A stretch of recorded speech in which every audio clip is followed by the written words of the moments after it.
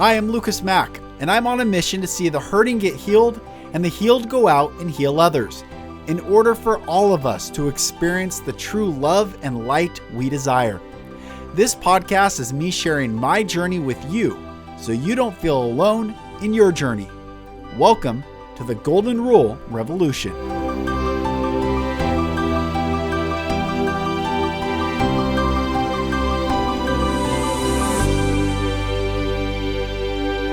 Hello, brothers and sisters, and welcome back to another episode of the Golden Rule Revolution. I am Lucas Mack. Thank you for joining. Today's episode is incredibly important for every single person to listen to and share. When we're done with this episode, it's serious content, and yet so important that we all listen and we all recognize the threats, the trauma, and the pain that so many live with every single day, but yet no one can really tell on the surface level. And then there's also those that inflict pain upon others. And you're going to listen in this episode to Nathan Spiteri's really, really powerful story. He shares his journey of being a young boy who was raped by a predator for many years, groomed, and just the devastation that caused, but also the incredible resilience and healing story that he's been on. He wrote a book, and he shares his story. It's very important. So, Brother Nathan, thank you so much for having the courage to come on, to share your story. And I know this is going to impact many people. Everyone, here it is.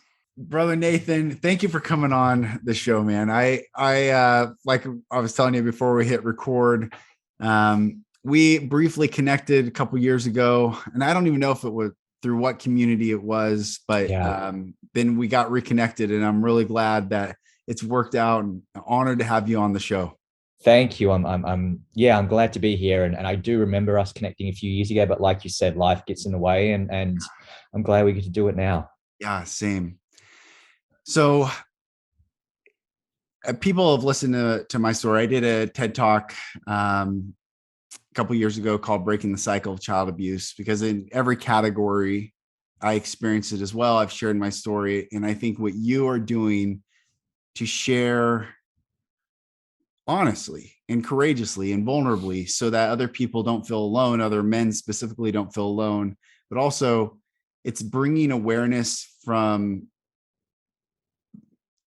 it's not only bringing awareness to this issue, but it's, I think, giving people tools of how to support others. And that is what's so important, because I say in my TED Talk, don't judge the behaviors of abused people.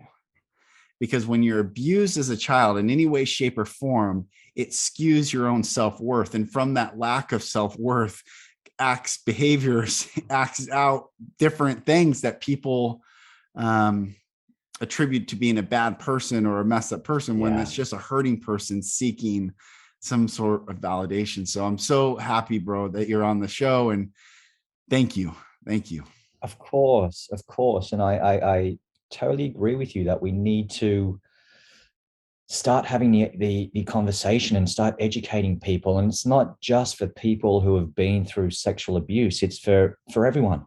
For mothers and fathers and brothers and sisters, people. I think we all know someone who's been through some kind of abuse and trauma, and it's all relative. It's all about how we deal with it and how we handle it. So for me to be able to come out here, and it took me a long time to become so open and public about it, but I've done the work on myself now. So I'm ready to get out there and start having these awkward conversations and these tough conversations with people who don't really understand. And like you said, just judge someone on their actions because of their past, instead of trying to understand their past and how they came to this point, or how they come to this moment in their life. So, anything we can do, and anything we can, people we can support, then the better it's going to be.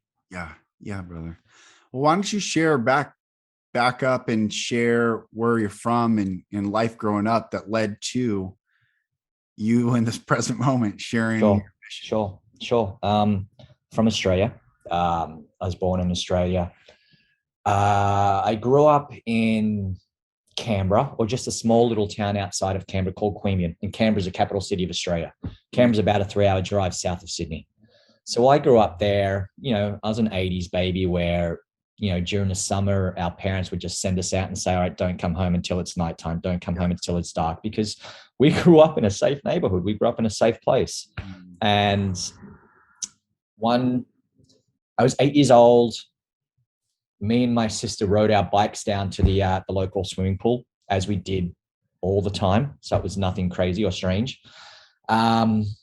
We hung out with our friends, and we were there all day. My sister left early with her friends, which was fine because I've, done it on my own and rode my bike home plenty of times before that.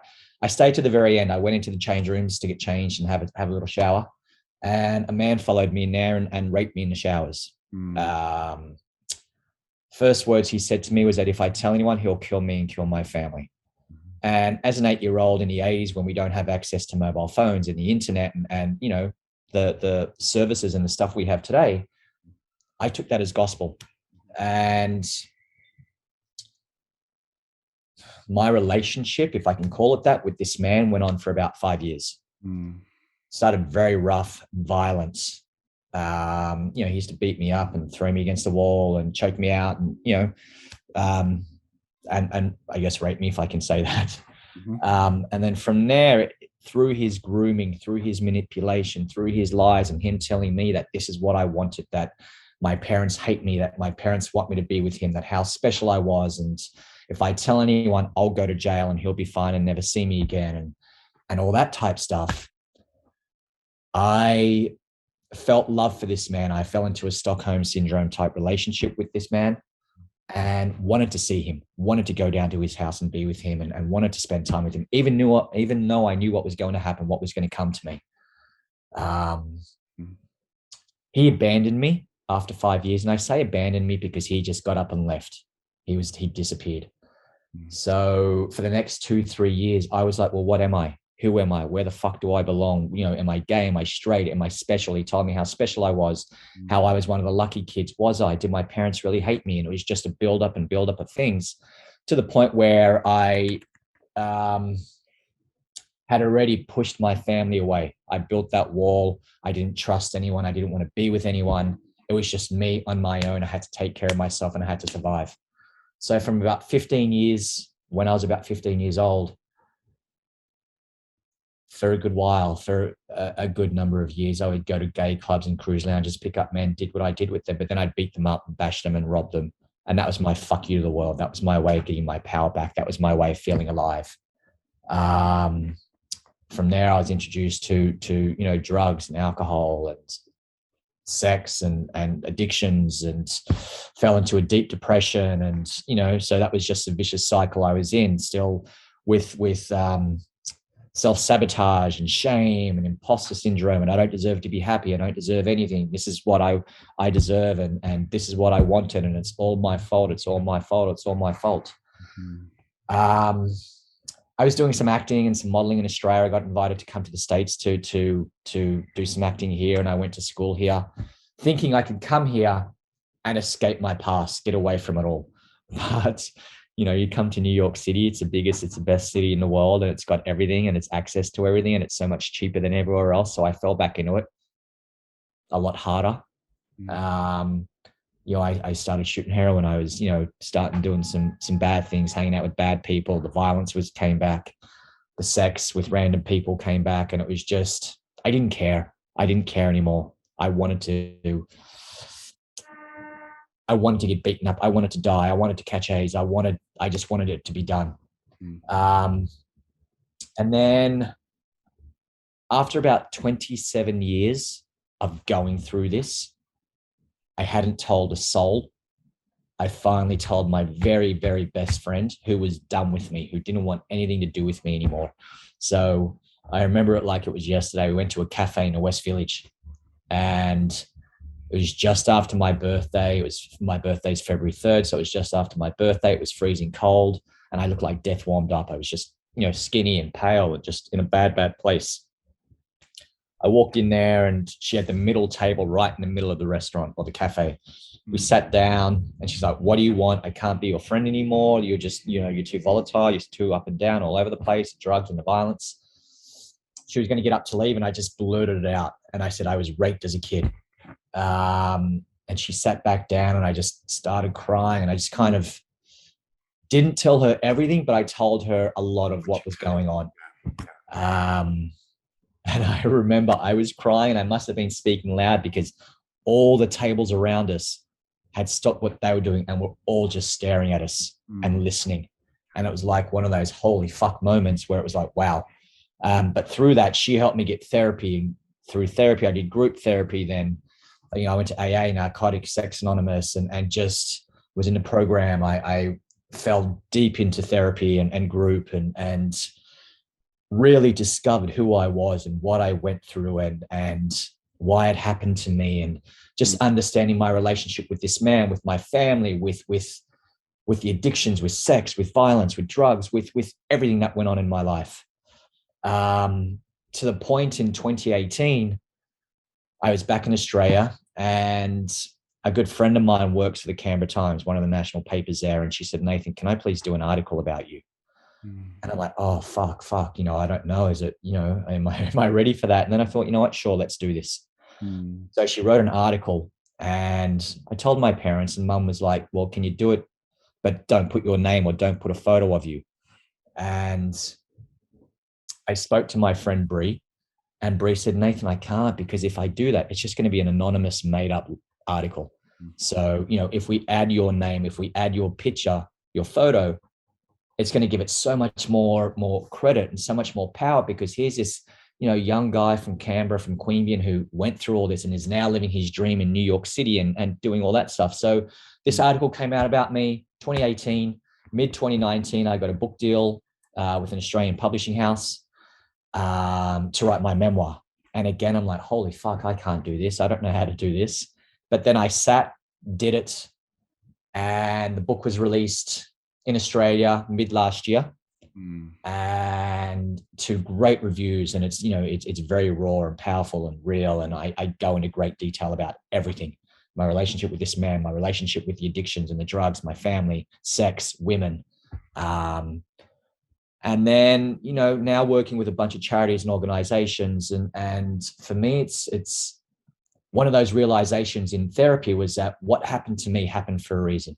And the reason why it happened to me is to share my story, is to educate the world, is to save lives.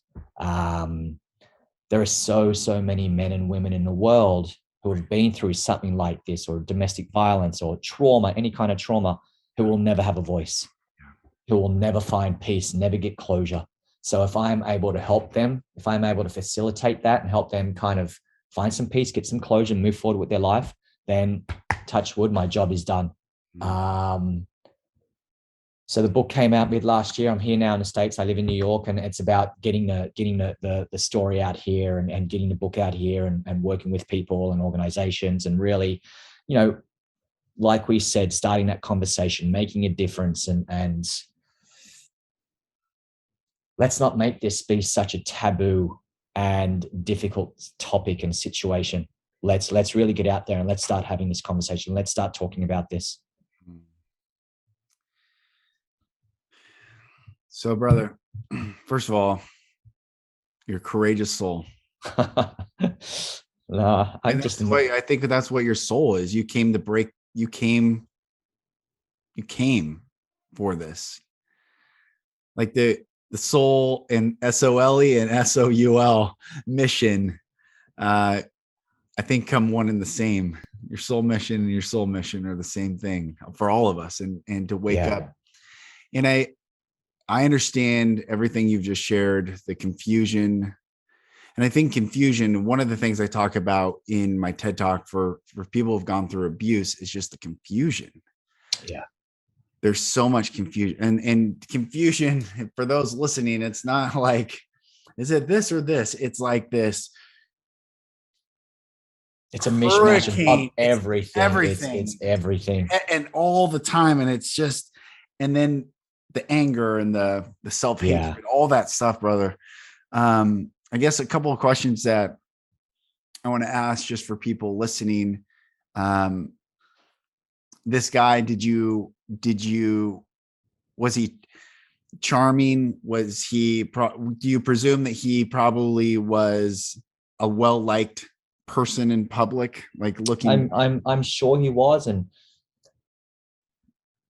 obviously it happened when I was 8 years old. I'm now 44. So it was a long time ago. And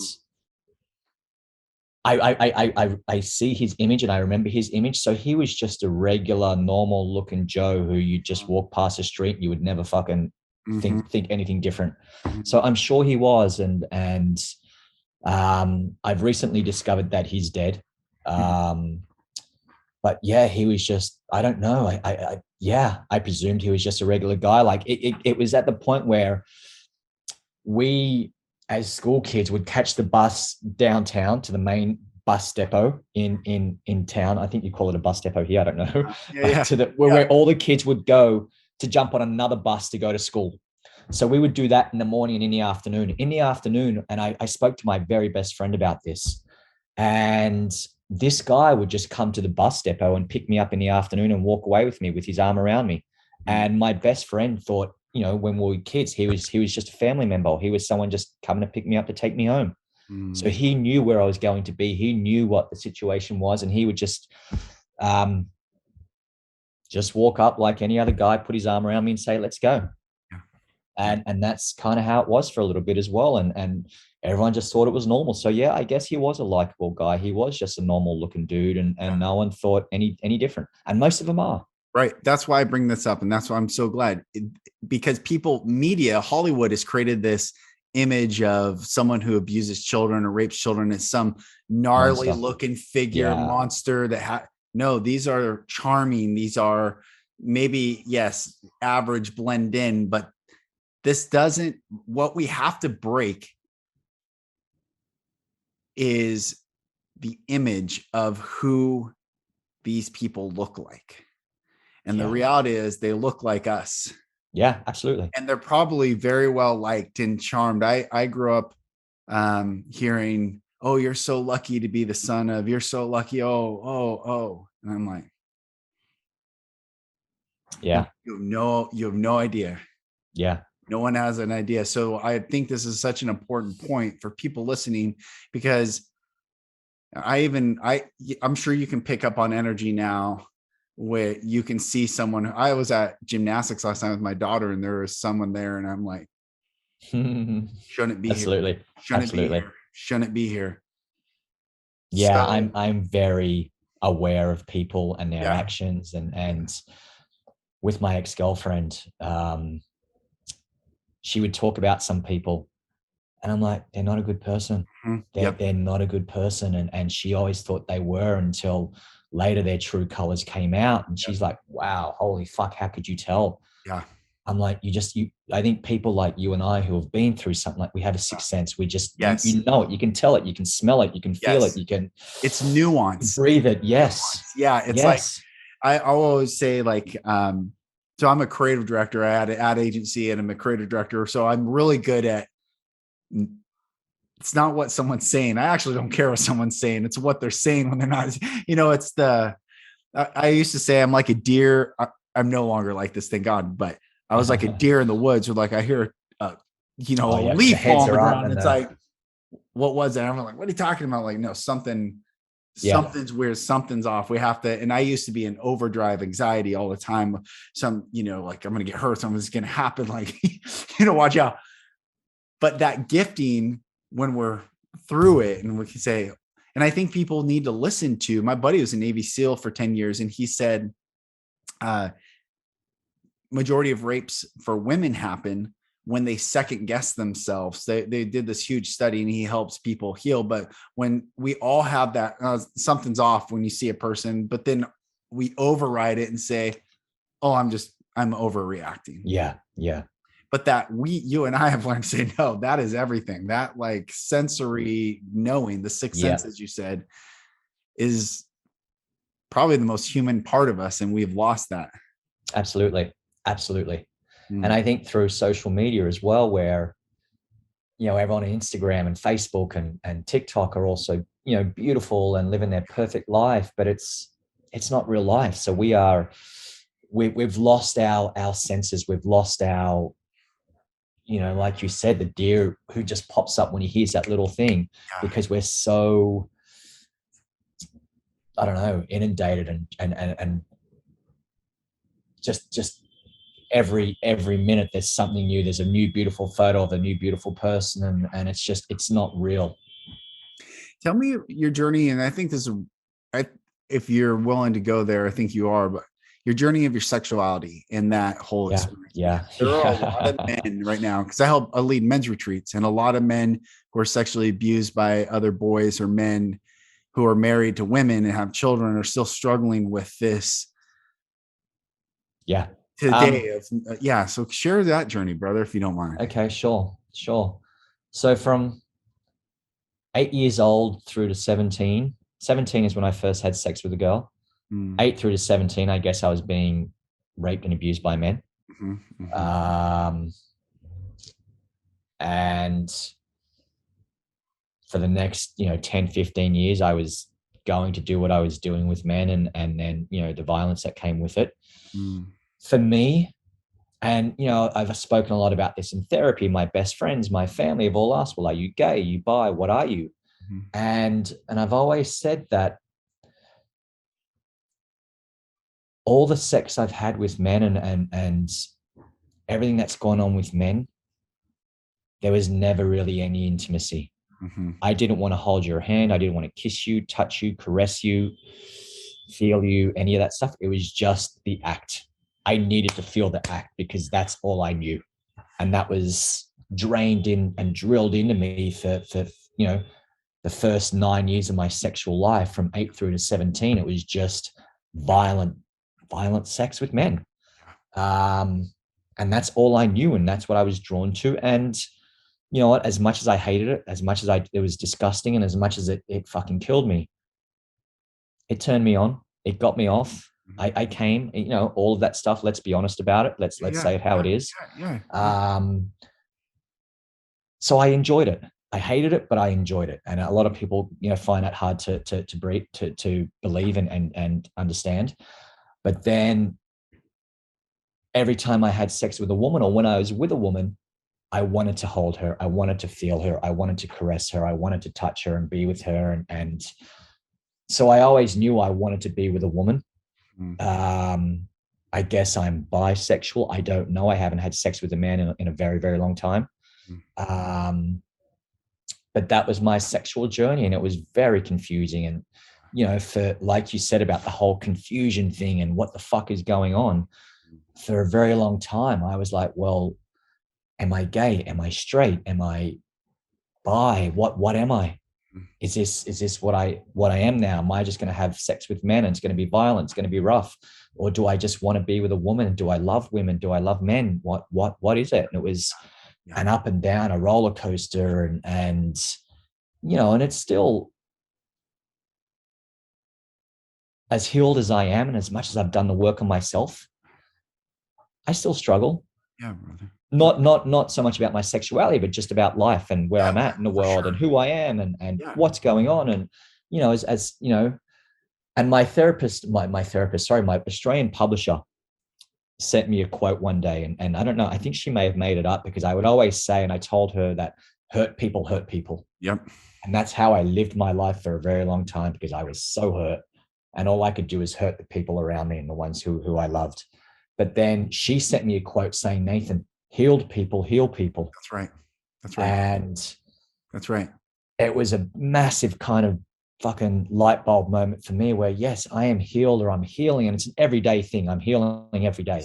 Yes. But I'm now healing others out there to heal people and to make people better. But yeah, I've gone on a bit of a tangent. But brother, to get back to the section. No, I'm tracking with you. I say in my TED Talk, hurt people, but healthy people heal people, because I think we're always in this journey of health and healed.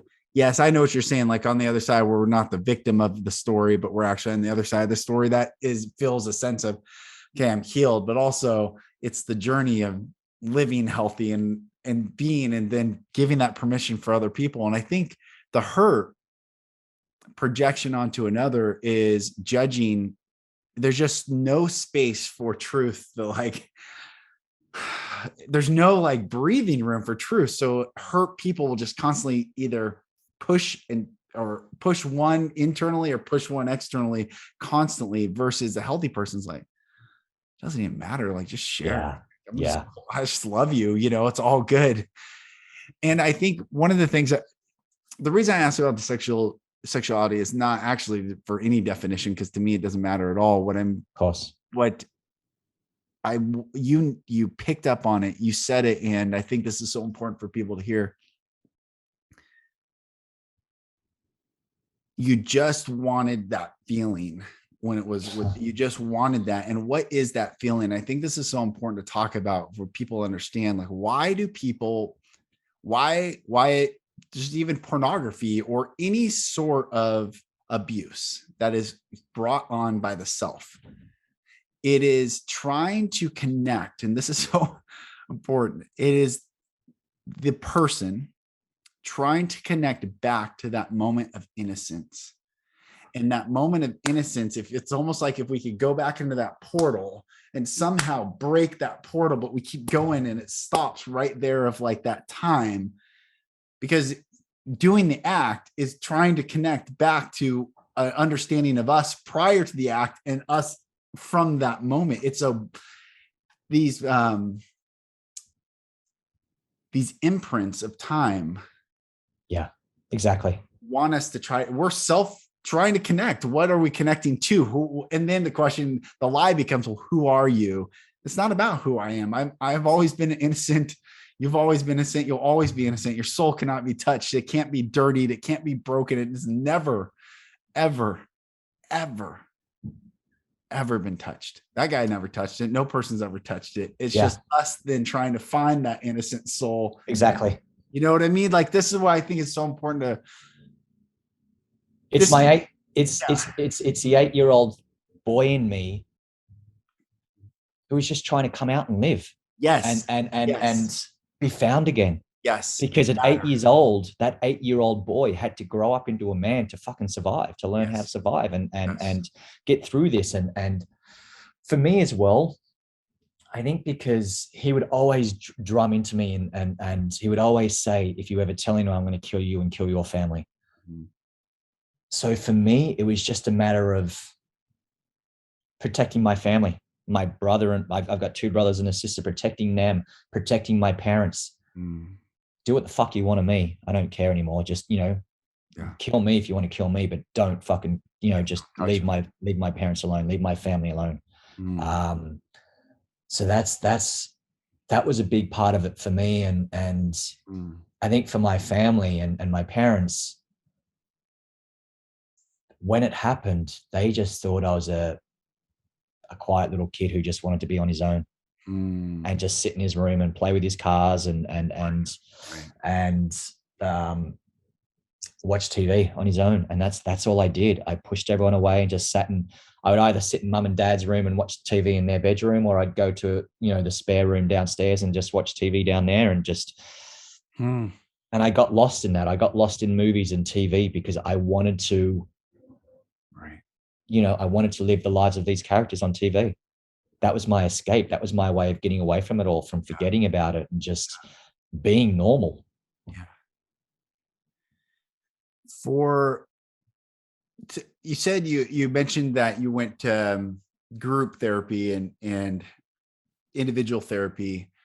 For those that, because I say in my TED Talk, I'll send it to you after this. I think it will bless you, but I say, I used to have a stigma of therapy. Like, those people go to therapy. Like, I'm not one of those people. And I was trying to grind it out, tough it out. Like, and then, I couldn't run anymore. And I, literally broke down and went to therapy. But from individual therapy, all the different modalities, like, share why different modalities are important. And I think this is so important for people that are out there listening right now. They might be in therapy and the therapist is good, but also, and that group therapy is good also. And like, what are the modalities you've gone through and how have they helped bring out another facet or another?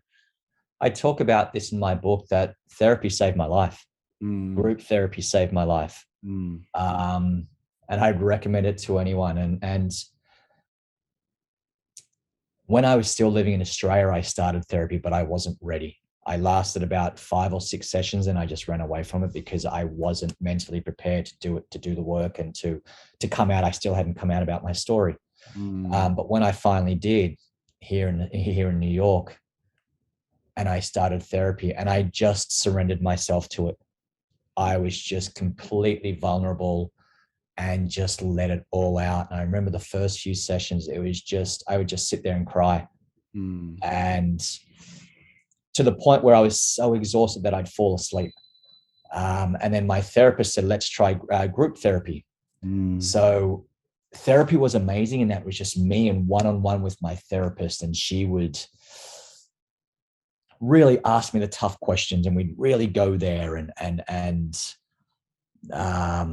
I discovered a lot through that. But then through group, it was me with 3 other men and a lady. So there was the 5 of us there, and it was fucking amazing because just listening to everyone else's story, and I was the only one who'd been through sexual abuse. They all had their own stories and their own trauma and their own issues, and it's the same as AA. You sit there and you listen to them and you learn so much through them telling their stories, and it's all relatable. Trauma is all relatable. So whether it was someone who was an alcoholic, or one of the guys there had his partner just died of HIV and he had cancer, and another one was a sex addict. Another one was in my group was a guy who was overweight. Me and this guy were the youngest ones. Everyone else was older than us, but he had been bullied his whole life. He'd never shower. He'd never brushed his teeth. He was just done. So we're all so different from different walks of life, but we all just got each other and we're all so relatable. And even though they're talking about something so different, it's like, holy fuck, yes, that's exactly what I do. Or I feel that, or that's how, that's what I feel and that's what I go through and that's how I act. And that's, even though it's completely different. So group was amazing because we're all from different walks of life, different stories, but we were all the same person, all going through the same thing. I also did EMDR, which is eye movement, where you hold, you hold these little panels and they kind of beep, beep, beep, beep. So the eyes just go from one to the next, to the next, to the next. And you go into like a semi kind of trance, and it allows you to go deeper into your therapy and into your trauma and your past. That was hard at first because you really had to let yourself go. You really had to surrender to it. And at first I found it difficult, but then once I did, going back to the trauma and going deeper and deeper and deeper into my psyche, into what happened to me and into my past, allowed me to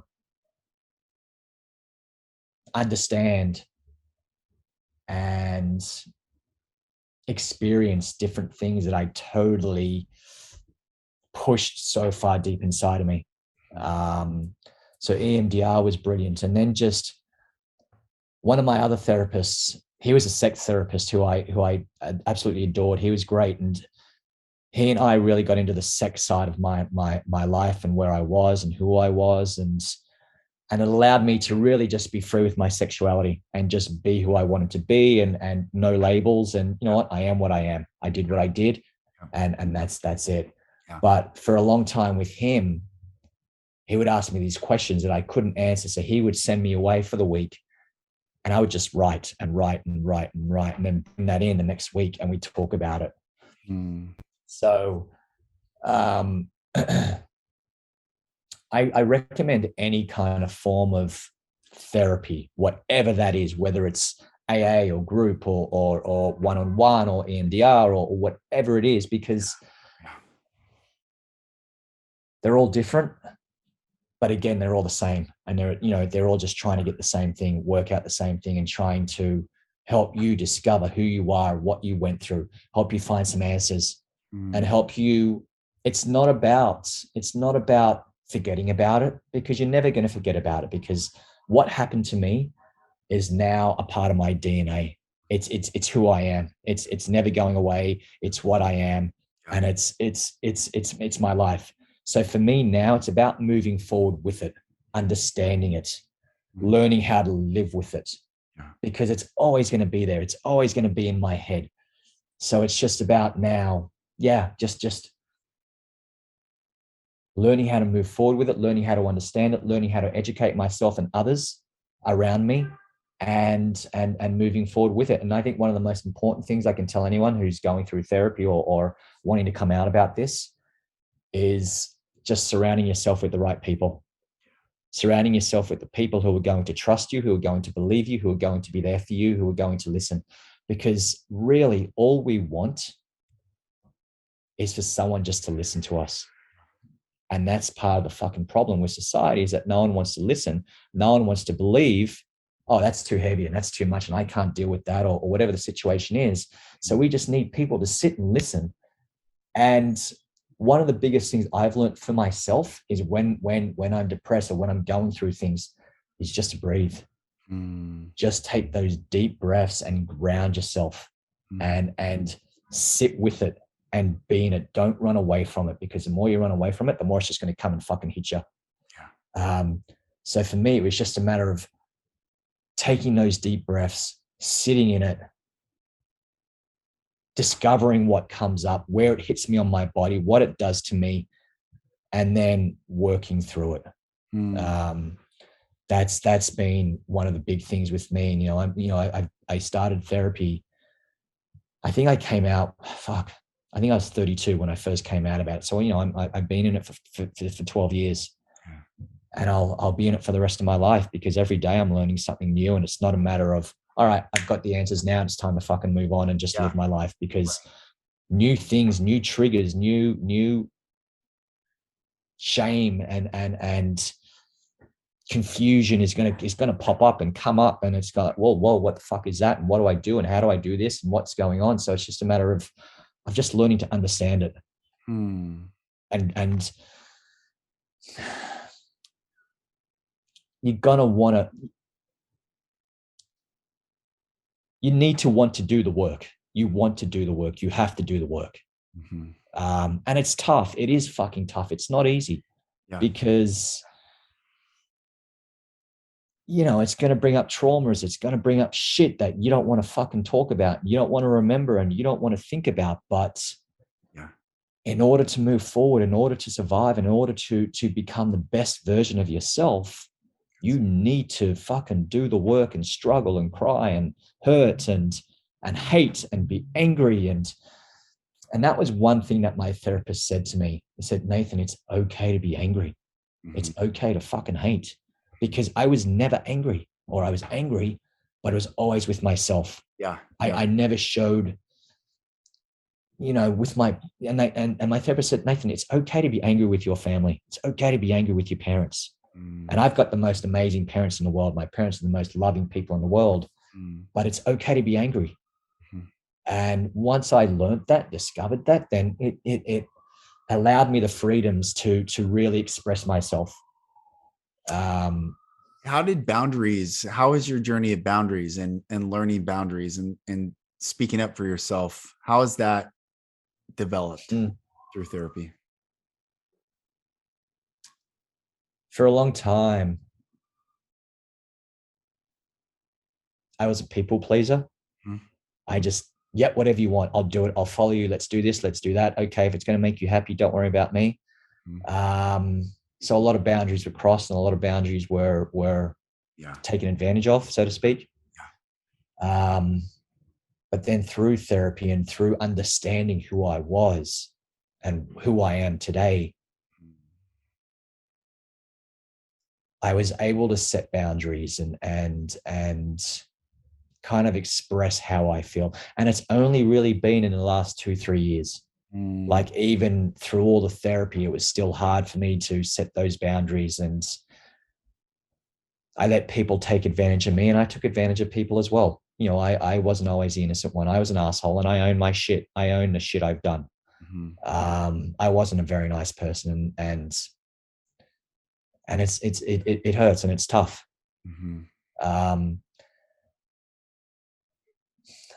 So for me, once I started to understand who I was and what I was, then I was able to kind of express what was going on with me, how I felt. And I'll tell you a story. Last Sunday, actually, for the first time ever, my parents rang me up. And I've been going through some shit lately. And they said, how are you? And I just burst out crying with them. And I never cry with my parents. But it was just a buildup of things that really fucking got me. And I said to them, and I've never done this, I've never expressed this to my parents.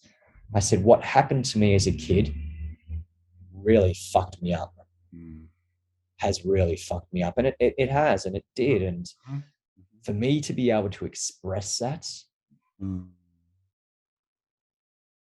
it gave me power, and it gave me freedom, because I've never been able to say to my parents, what happened to me as a kid really fucked me up. And I've never really said that to anyone before. Because, you know, like I said, it's an everyday thing. So as healed and as healthy as I am, I still feel so fucking lost and so empty and so confused and so fuck, you know. So it's just like I said, it's a matter of just understanding it and managing it and moving forward with it. And I'm in a great place now, and I'm doing the work, but you know, as healed and as healthy as we are, we still need to do the work ourselves. Yeah. Brother, I've never done this or said this to anyone on a podcast, but as I'm looking at you, I'm getting downloads for you. And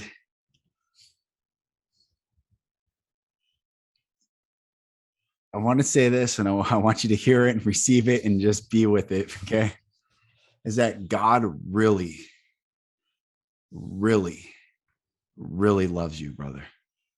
Like really, really loves you. I'm looking at you as a beautiful man that has hated God.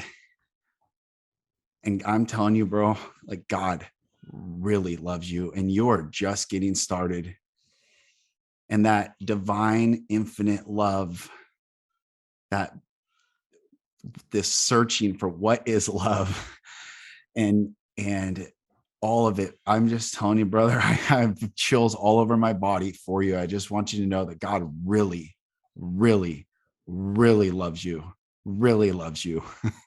And he's proud of you, and keep going, because what you're on, what you're stepping into. And I think the next phase for you is to open up to God fully in a screw religion, screw your even concept of God, screw the words and the labels and all this stuff. But there is this immense washing that is coming through for you, brother. And it's coming. And you're a beautiful soul, brother. I'm just looking at you like, this is a brother. This is a warrior king that has gone through the journey and said, bring it on, fuck it all, fuck you cannot touch me. And yet you played with it all. You played and you danced with it all. And to come out on the other side to say, what's the message? What's the message that we're saying? The message is there is freedom in truth. There is freedom in love. There's freedom in no more judging and shaming. And there's freedom and there's love, brother. And you are such a beautiful soul, man. I've never gone and said to someone on a podcast like that, but I just looking at you like, God really loves you, brother. Really loves you. Really loves you. Thank you. Like, from the bottom of my heart, thank you. I truly, truly mean that. And I'm emotional. I get told, I think through my book and through this article that's come out about me, I've had hundreds, I don't know, thousands, hundreds and hundreds of people reach out to me and say, Nathan, you've just saved my life. You've given me the power to tell my story. You've helped me understand and move forward and all that stuff. And, you know, people always tell me how brave I am and how much of an inspiration I am and all. And I don't want to say I hate it, but you get it when people are just on you and you're amazing. And I fucking hate it. Yeah. So even that, it's difficult to receive. It's not difficult to receive, but it's, you understand what I'm trying to say here. Yeah. I know what you're saying. Yeah. It's hard to, I don't like the praise. I don't need the praise. That's not what it is. It is not even. No, it's not. It's yeah. It is. I had this vision. Psychedelics has been a huge part of my healing journey for me. Kind of similar to your EMDR, where ego drops and I can just be in it.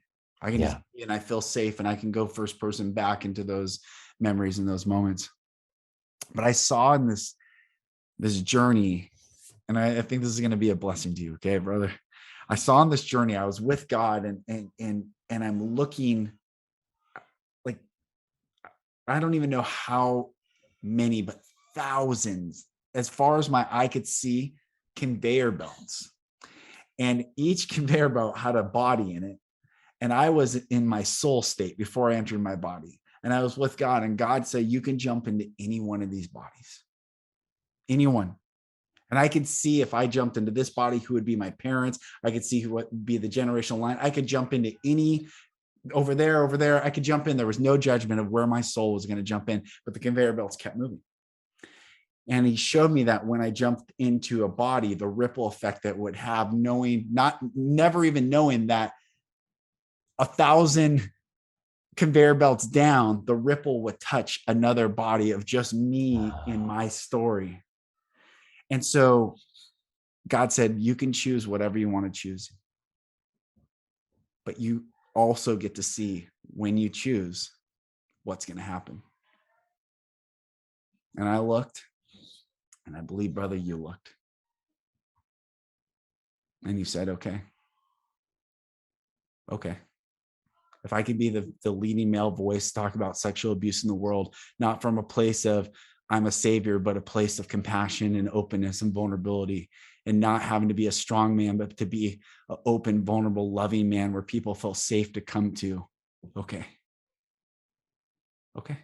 Yeah. Absolutely. I 100%, I get it. And I'm there with you. And I've had a lot of people ask me, do you regret shit? Do you regret things you've done? And I'm like, you know what? Yeah, I regret things I've done. I've hurt people. I've done bad things. But just on what you were saying, you know, as much as I didn't choose this life, it chose me. I've also chosen this life because I wouldn't fucking change a thing. That's right. Because everything I've been through, the drugs, the violence, the sex, the confusion, shit, it's brought me to it's brought me to where I am today. And I wouldn't fucking change a thing, because who I am today is this. Yeah. It's beautiful. And I guess my mission in life is to change the world, is to raise awareness, is to be that first male to really fucking get out there and say, listen, this is real fucking life, and this shit happens every single day. Get off your ass and unblock your ears and fucking listen and educate yourselves, because this could happen to your kids. It could happen to your neighbors' kids. It could happen to your niece, your nephew, whoever the fuck it is. So it's time we stand up. It's time we educate ourselves. It's time we fucking, you know, and I know that I'll be, you know, subject to ridicule and haters online and this and that, but I don't give two fucks, because, what I've been through in my life, is you want to call me an arsehole, you want to say I deserve to be raped, you want to say I'm a homophobe, you want to say whatever the fuck you want to say, go fuck yourself, because what I've been through in my life is 10 times more than your words. So it's, you know, I just turning this off there. So I'm ready for it. I'm ready for the challenge. But it's hard though, to be honest with you. And I don't know if you've experienced this, but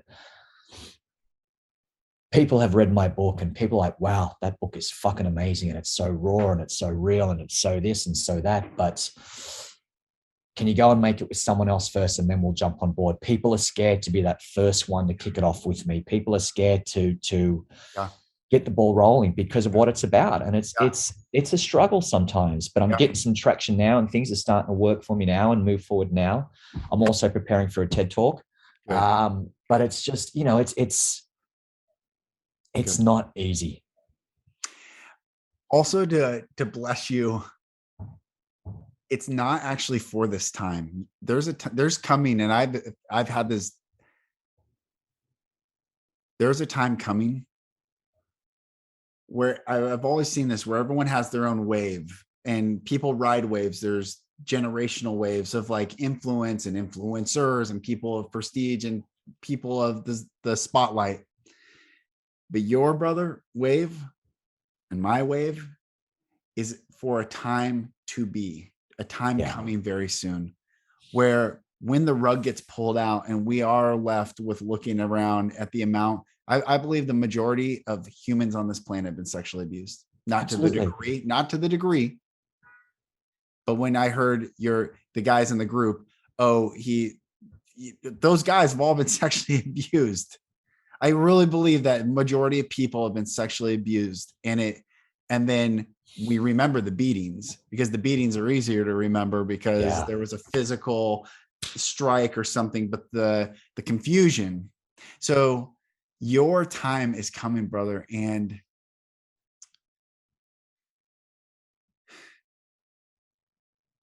I now understand when Jesus said, he who has ears to hear, let him hear. I never understood that. Like, what does that mean?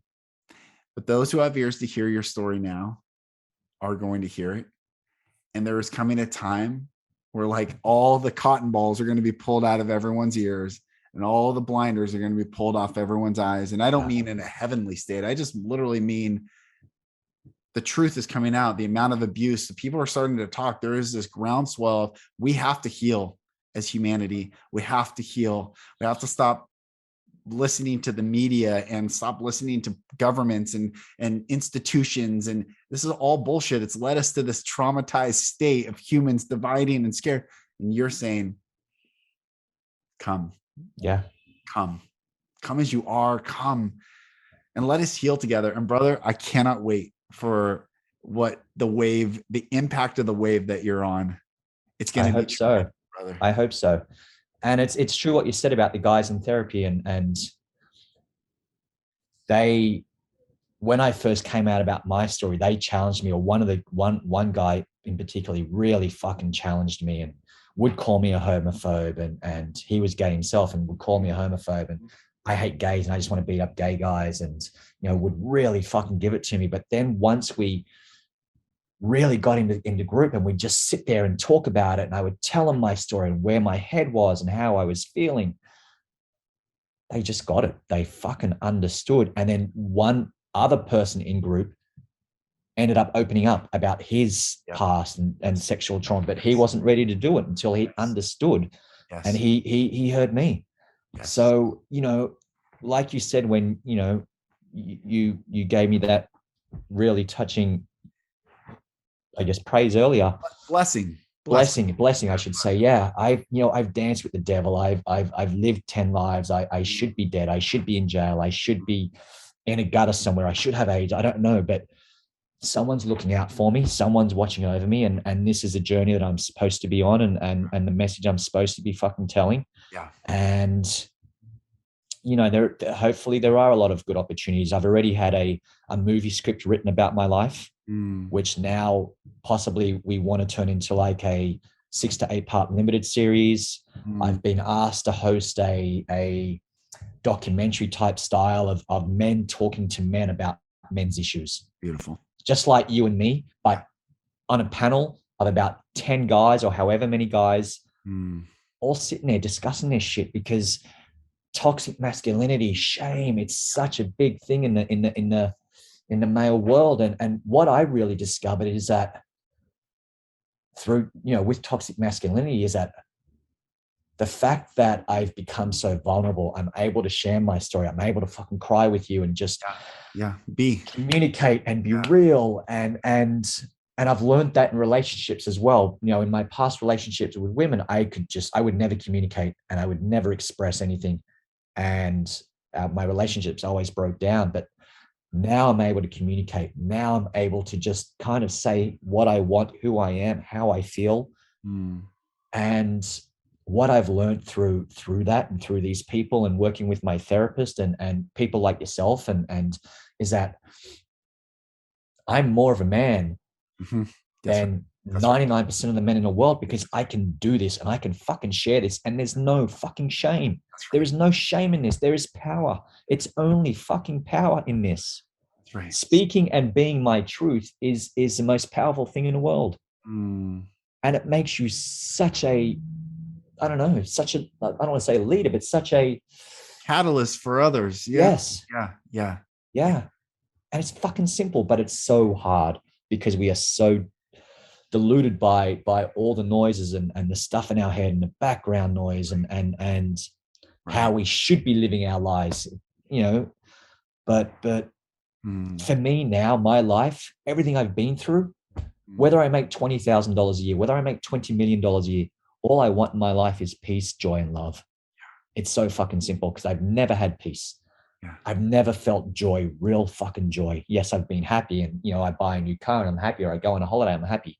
But joy is within, from deep within, and love. I just want to feel real fucking pure love. Yeah. That's what it's about. That's what life is about. Brother, what's the name of your book? Toy Cars. I'll go grab it for you really quickly. Yeah, please. Please. Give me 1 sec. Please. Such a beautiful story, brother. All right. You there? Yeah. Yep. Yeah. Great. All right. That's my book. So it's called Toy Cars. I don't want to tell you why it's called Toy Cars. You all have to read it and buy it and get it. And love it. So it's doing well. And like I said, and I've had people tell me it is very raw and real. It's very triggering. But I think in order to tell a story like this, in order to educate people and let them know the consequences of child sexual abuse and what people go through as a result, you need to put the details in there. You need to express and say, this is what I went through. This is my relationship with the man. This is what we did. This is my relationship with my parents, with these men, and the violence and the drugs and the shooting up and the finally feeling love for a girl. And, you know, I put the good, the bad, and the ugly in this book. Like I said to you earlier, I own my shit. And in this book, I really own it. You know, there's gaslighting. There was a lot of stuff that I had to do to survive and to move forward because I didn't understand. So, you know, I've put it all in here and very raw, very vulnerable, very real. But I think, like I said, in order to tell a story like this, in order to educate the world, we need to put the details in there, as ugly as they are. And the good thing about this, I've had so many mothers reach out to me who have not experienced sexual abuse, but say, the way I look at my relationship with my husband, the way I look at my relationship with my children, the way I speak to my children is different now because of your book. And I think that's one of the most important things. I learned that I was a keynote at a seminar just before COVID, and a counselor got up and was talking about, you know, our relationship with kids. And one of the most important things I've learned, which I talk about all the time, is when we speak to our kids, even from a young age, at 2, 3, 4, whatever age, is to let them know that their penis is called a penis, their vagina is called a vagina. It shouldn't have a nickname, because when we give it a nickname and when we, you know, it takes the power away from these kids. Yes. Because then, oh, that's my pee-pee, or that's whatever you want to call it. And they play with it and you joke about it. So then if someone comes over to these young kids and makes a joke about it and plays with it, they think it's the norm. Yeah. These kids need to know that their penis is their penis, their vagina is their vagina. It belongs to them. No one's allowed to touch it. That's right. It's not a joke. And if someone does, It's okay to talk about it. It's okay to tell. We are going to believe you. You are not going to get into trouble. That's right. That's right. And I've spoken to so many parents about this and people in general. And the sad thing is, in all of that, is so many people say, I can't have that conversation with my kids. I can't do that.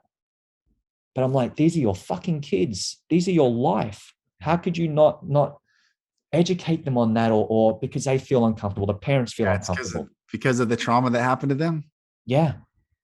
And they don't even know it. They don't. So it's, we still need to do a lot of work on ourselves as adults, as much as we need to educate our kids. Yeah. Because they're the future. Yeah. We need to educate ourselves. Brother, I'm so thankful you came on. I'll put the link to your book, everything, your bio. And Great. I'd give you a hug if we were in person, brother. It's really what I'd give you a hug. And good job. No. Keep going. And just keep receiving love. The greatest act of love we can give another is to receive their love. And what happens when we're traumatized and raped and abused as kids is that receiving got taken from us and it got forced upon us. And God is saying we get to open back up that vulnerable side to receive his love, love itself again. And from that receiving, we can outpour. And I think that's your journey, brother. The next step is just opening back up to this concept of call whatever you want. But there is this infinite, unconditional, ever-present love that is just saying. Yeah. Absolutely. I'm there with you on that. Absolutely. Yeah. God bless you, brother. Thank you for, I'm not even a religious person. I just been talking about this. I just feel like that's the message for you, brother. And I'm Catholic and I went to church all the time as a kid and all that stuff. I haven't really been to church. The only time I go to church now is with my parents at Christmas. When I go back home to Australia, we go to Christmas mass. Yeah. Man. You know what's, I don't know. Can I say this? I don't know if I should say this. You know what's fucked up? Yeah. Is I would go to church and there was a guy in my town who was convicted of being a pedophile. Yeah. Went to jail. And now he's out. But he's always at church at Christmas giving the offertory and talking to kids and it's like, wow. Yeah. It's fucked up, but it's and I'm Catholic and I know some amazing priests and it's not the whole Catholic Church. It's not, but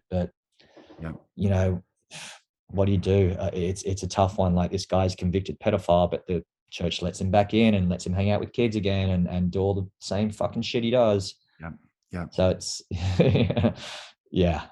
but enough about that. Well, I'm excited for you, brother. And I'm excited to read your book.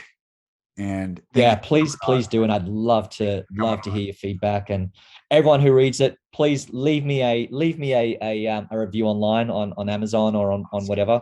I need to build it up and we're getting there, but the more the better. I want to make this a bestseller and really get it out there and change the world and all that fun stuff. So I really appreciate you and thank you so much for having me on and for this conversation. It's been great. It really has been.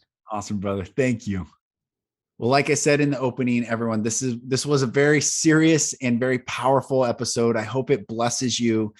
And if you have struggled with any form of abuse in any way, shape, or form, I don't care what category it is, even if it's verbal, emotional, reach out to me, reach out to Nathan. You're not alone. I help people every single day who have gone through abuse heal, and not only heal, but find the liberation, the freedom, and their soul's purpose and mission on the other side. So you're not alone. And brother Nathan, you, my brother, are a beautiful example of being vulnerable and making others feel that they're not alone in their journey. So thank you so much, everyone. If you like this episode, if you found it inspiring, please like, subscribe, rate, send us a rating on any podcast platform or subscribe on YouTube. And thank you for joining. Once again, I am Lucas Mack. This is the Golden Rule Revolution, and I'll talk to you all on the next episode. Thank you, brothers and sisters, for listening. For support in your journey, go to my website, lucasmack.com.